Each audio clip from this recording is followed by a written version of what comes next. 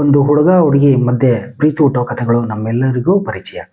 ಹೀಗಾಗಿ ಹುಟ್ಟಿದ ಪ್ರೀತಿಯನ್ನು ನಿಭಾಯಿಸುವ ದಾರಿಯಲ್ಲಿರುವ ಪ್ರೇಮಿಗಳ ಕಥೆಯನ್ನು ಹೇಳಬಯಸಿದ್ದೇನೆ ಪ್ರೀತಿಯಿಂದ.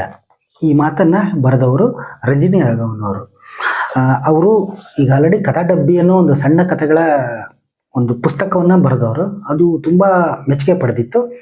ಅದೇ ರೀತಿ ಈಗ ಸ್ವೈಪ್ ರೈಟ್ ಅನ್ನೋ ಒಂದು ಕಾದಂಬರಿ ಕೂಡ ಬರೆದಿದ್ದಾರೆ. ಸೊ ಬರೆದು ತುಂಬ ದಿವಸ ಆಯಿತು. ನಾನು ಇವಾಗ ಈ ಕಾದಂಬರಿನ ಓದಿ ಮುಗಿಸಿದೆ. ತುಂಬ ಇಷ್ಟ ಆಯಿತು. ಈ ಕಾದಂಬರಿಯಲ್ಲಿ ಬರೋ ಕಥಾನಾಯಕಿ ಮಿಂಚು ಮತ್ತು ಅವಳ ತಾಯಿ ತೆಗೆದುಕೊಳ್ಳೋ ನಿರ್ಧಾರಗಳು, ಅಂದರೆ ಕ್ಲೈಮ್ಯಾಕ್ಸ್ ಅಂತ ಕೊನೆ ಬರ್ತಾ ಬರ್ತಾ ಬರ್ತಾ ಒಂದು ಏನಾಗ್ಬಿಡುತ್ತೋ ಏನೋ.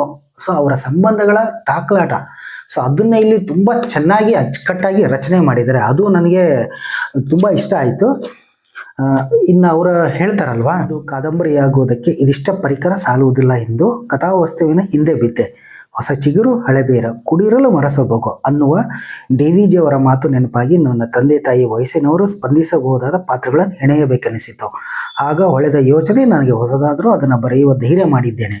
ಸೊ ಈ ಧೈರ್ಯ ನನಗಂತೂ ತುಂಬ ಖುಷಿ ಕೊಡ್ತು ರಂಜಿನಿ ಮೇಡಮ್. ಸೊ ನಿಮ್ಮನ್ನು ನಾವು ಹಲವಾರು ಧಾರಾವಾಹಿಗಳಲ್ಲಿ ಮತ್ತು ಹಲವಾರು ಸಿನಿಮಾಗಳಲ್ಲೂ ಕೂಡ ನೋಡಿದ್ದೀನಿ. ನಿಮ್ಮ ಅಭಿನಯ ತುಂಬ ಇಷ್ಟ ಆಗಿತ್ತು. ಸೊ ನೀವು ಬರೀ ನಟಿಯಾಗಿ ಮಾತ್ರವಲ್ಲದೆ ಬರಹಗಾರ್ತಿಯಾಗಿ ಗುರುತಿಸ್ಕೊಂಡಿರೋದು, ಅನೇಕ ಲೇಖನಗಳನ್ನು ಬರೀತಾ ಇರೋದು ನನಗೆ ತುಂಬ ವೈಯಕ್ತಿಕವಾಗಿ ನನಗೂ ಕೂಡ ತುಂಬ ಖುಷಿನೇ. ಇನ್ಫ್ಯಾಕ್ಟ್ ಇವಾಗ ನೀವು ಡಿ.ಡಿ. ಅನ್ನೋ ಒಂದು ಸಿನಿಮಾನೂ ಮಾಡ್ತಾ ಇದ್ದೀರಾ. ನೆನಪಿರಲಿ ಪ್ರೇಮ್ ಹಾಗೂ ಗಣೇಶ್ ರವರ ಗೋಲ್ಡನ್ ಸ್ಟಾರ್ ಗಣೇಶ್ ಅವರ ಮಗ ವಿಹಾನ್ ಅವರು ಕೂಡ ಆ ಸಿನಿಮಾದಲ್ಲಿ ಆ್ಯಕ್ಟ್ ಮಾಡ್ತಾ ಇದ್ದಾರೆ. ಮತ್ತು ಪೋಸ್ಟ್ರು ಮತ್ತು ಪ್ರೆಸ್ ಮೀಟ್ ಎಲ್ಲ ನೋಡಿದೆ, ತುಂಬ ಖುಷಿ ಆಯಿತು.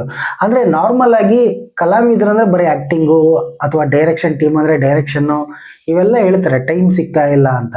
ಸೊ ಈ ಎಲ್ಲ ನೆಪಗಳನ್ನು ಬದಿಗೊತ್ತಿ ನೀವು ಬರಹಗಾರ್ತಿಯಾಗಿ ಕಾದಂಬರಿ ಆಗಿರ್ಬೋದು, ಲೇಖನಗಳನ್ನ ಬರೆಯೋದು, ಸೊ ನನಗಂತೂ ತುಂಬ ಖುಷಿ ಆಗ್ತದೆ. ವೈಯಕ್ತಿಕವಾಗಿ ತುಂಬ ಖುಷಿ ಆಯಿತು.